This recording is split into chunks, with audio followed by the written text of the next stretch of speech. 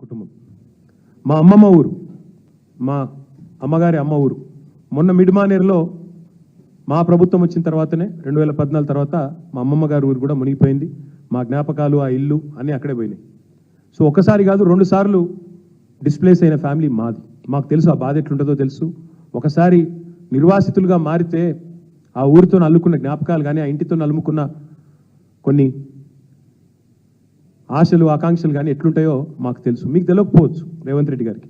ఎందుకంటే మీలాగా అయాచితంగా లకీల్రాలో వచ్చినట్టు ధన్మనే ఊడిపడలేదు ప్రజలు. పాపం కష్టపడి ఇదే మీ కాంగ్రెస్ ప్రభుత్వమే, ఇలా మీరు ముఖ్యమంత్రి కావచ్చు కానీ గతంలో మీ కాంగ్రెస్ ముఖ్యమంత్రులు ఉన్నప్పుడే అన్ని అనుమతులు తీసుకొని కట్టుకున్న ఇండ్లు ఇవి. 20, 30, 40 ఏళ్ళ కష్టంతో, రెక్కల కష్టంతో కట్టుకున్న ఇండ్లు. పట్టాలు ఉన్నాయి, రిజిస్ట్రేషన్లు ఉన్నాయి, ఇంటి నెంబర్లు ఉన్నాయి, కరెంటు బిల్లులు ఉన్నాయి, నల్లా బిల్లులు ఉన్నాయి. అన్ని అంటే చట్టరీత్యా అన్ని రకాలుగా న్యాయమైన పూర్తి స్థాయిలో ప్రభుత్వం గుర్తించిన ఇండ్లు. కానీ దాని మీద ప్రచారం ఎట్లా చేస్తున్నారండి? ఇవాళ నేను చూస్తూ ఉంటే సోషల్ మీడియాలో కాంగ్రెస్ వాళ్ళు ఆ కనుగోలు గారు ఏదో కొత్త టీం పెట్టిండట, 500 మందిని పెట్టి ప్రచారం ఎట్లాంటి వీళ్ళంతా ఆక్రమణదారులు, వీళ్ళందరూ కూడా FTLలో కట్టిండ్రు, బఫర్ జోన్లో కట్టిండ్రు. అంటే మరి ఇన్ని రోజులు గుడ్డి గుర్రాల పనులు తోమిరా మీ ప్రభుత్వాలు, గతంలో కాంగ్రెస్ ప్రభుత్వాలు? 50 ఏళ్ళ మీ నిర్వాహకమే కదా ఇవాళ వాళ్ళందరూ ఇంత అవస్థలు పడ్డానికి కారణం.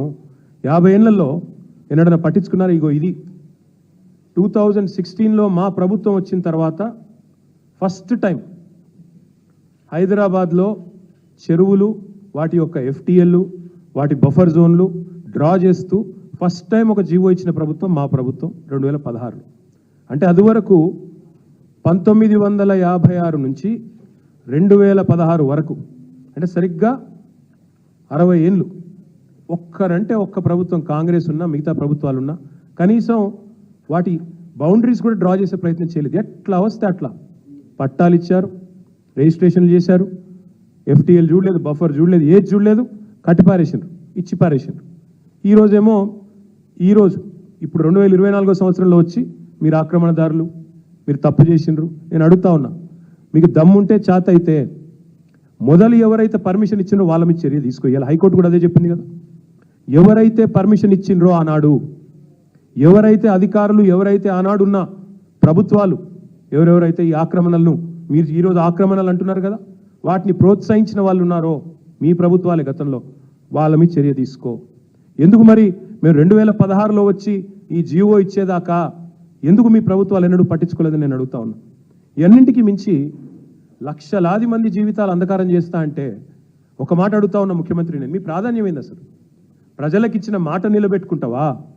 ప్రజలకిచ్చిన మాట ఏంటిది? మీరు రైతులకు రైతు భరోసా అన్నారు, రైతు కూలీలకు నెలకు 1000 రూపాయలు ఇస్తా అన్నారు, ఆటో డ్రైవర్లను బాగా చూసుకుంటాం నెలకు 1000 రూపాయలు ఇస్తా అన్నావు, మహిళా సోదరిమణులను కోటీశ్వరులను చేస్తా అన్నావు, నెలకు 2500 అన్నావు. అది ఏది చేయకపోగా దానికి దేనికి పైసలు లేవట. దానికి మాత్రం పైసలు లేవు, చేతులు రావు, మనసు రాదు. కానీ 1,50,000 కోట్లు ఒక మూసీ ప్రాజెక్టు. నేను ఒకటి అడుగుతా ఉన్నా, మూసీ ప్రాజెక్టు విషయంలో ముఖ్యమంత్రి గారు చెప్పాలా. మేము కూడా మొత్తం దేశంలో ఉండే అన్ని వివరాలు తెప్పించినాం. ఇగో ఇది నమామి గంగే యొక్క DPR ప్రాజెక్టు వివరాలు మొత్తం, మొత్తం ప్రాజెక్ట్ యొక్క పూర్వాపరాలు ఏంది, దాని కథ అనేది నేను కూడా అవుట్ ఆఫ్ క్యూరియాసిటీ తెప్పించిన. ఏంది అసలు నమామి గంగే ఏంది? 2400 కిలోమీటర్ల గంగా నది ప్రక్షాళన కోసం కేంద్ర ప్రభుత్వం స్టార్ట్ చేసింది ఈ కార్యక్రమం నమామి గంగే. 2400 కిలోమీటర్లు మొత్తం కలిసి దానికి పెట్టిన బడ్జెట్ ఎంతో తెలుసా? 40,000 కోట్లు. 2400 కిలోమీటర్ల గంగా నది కోసమేమో 40,000 కోట్లు.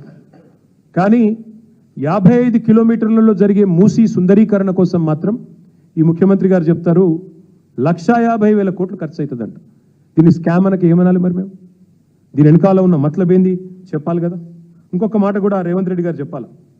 అనుమతులు ఇచ్చిన ఇండ్లను కూల్చడం అంటే ఇది ప్రభుత్వానికి తన వ్యవస్థ మీద, తన యంత్రాంగం మీద, తన పరిపాలన మీద తనకే పట్టులేని తనానికి నిదర్శనం కాదని నేను అడుగుతా ఉన్నా. ఇంకొక మాట కూడా నేను రేవంత్ రెడ్డి గారిని అడుగుతా ఉన్నా. కూల్చాల్సి వస్తే, and I'm saying this as a minister who worked in municipal department for 8 years, 8 ఏళ్ళు మున్సిపల్ మినిస్టర్గా నేను పనిచేస్తున్నాను.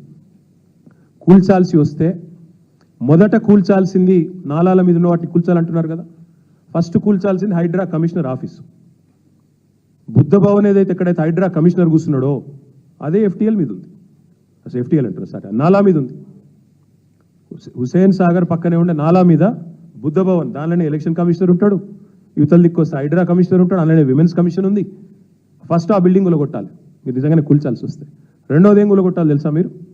ఏ GHMC అయితే పర్మిషన్లు ఇస్తుందో ఆ GHMC బిల్డింగ్ను రెండోది కొట్టాలి. ఎందుకంటే GHMC బిల్డింగ్ కూడా నాలా మీదే ఉంది. మరి నువ్వు ఇతరులకు శుద్ధులు చెప్పే ముందు నీ కాడికెళ్ళి మొదలు పెట్టాలి కదా. చారిటీ బిగిన్స్ ఎట్ హోమ్ కదా, అది చేయరట. నాకు తెలిసి మరి ముఖ్యమంత్రి గారికి నా అవకాశం ఇస్తే మనం కొత్తగా కట్టుకున్న డాక్టర్ బాబాసాహెబ్ అంబేద్కర్ సెక్రటేరియట్, ఎందుకంటే ఆయన ఒక లక్ష్యం పెట్టుకున్నాడు, కేసీఆర్ ఆనవాళ్ళు లేకుండా చేయాలి. మరి సెక్రటేరియట్ని చూడగానే అందరు కేసీఆరే గుర్తొస్తాడు. మొన్న గణపతి బప్ప మోరియా అనుకుంటే వేయినాడికి వెళ్ళి ఆడ రాగానే కేసీఆర్ యాదకి వచ్చింది. కేసీఆర్ పాటలు పెట్టగానే ముఖ్యమంత్రికి ఇరిటేషన్ వస్తున్నది. మరి ఆయనతో సంధిస్తే అది కూడా FTL అని ఆయనతో సెక్రటేరియట్ని కూడా గొలగొడతాడేమో నా డౌట్. నేను అడుగుతా ఉన్నా ముఖ్యమంత్రిని, ఇట్లా మూసీ బాధితులు ఆక్రందనలు చేస్తుంటే, మూసీ బాధితులు ఇబ్బంది పడుతుంటే, నిన్న మొన్నటిదాకా డైలాగులు కొట్టిన మీ అధినాయకులు ఎక్కడ? మీ రాహుల్ గాంధీ ఏడి, మీ ప్రియాంక గాంధీ ఏడి? ఇదివరకు వచ్చి ఓట్లు అడుక్కున్నప్పుడేమో ఇక్కడికి వచ్చి అశోక్ నగర్లో ఛాయ్ తాగుతూ, సాదా హోటల్లో బిర్యానీ తింటూ, యాక్టింగ్లు చేస్తూ బ్రహ్మాండమైన అద్భుతమైన నటనా కౌశలాన్ని ప్రదర్శించి ఓట్లు దండుకున్నారు కదా. మరి ఈరోజు ఆక్రందనలు నిలబడతలేవా అని నేను అడుగుతా ఉన్నా కాంగ్రెస్ పెద్దలకు. ఢిల్లీ పార్టీలను ఎప్పుడు గెలిపించినా గల్లీలలో ఎప్పుడు ప్రజల ఆక్రందనలు ఇట్లే ఉంటాయి. నేను ఇంకొక మాట కూడా అడుగుతా ఉన్నా, మాట్లాడితే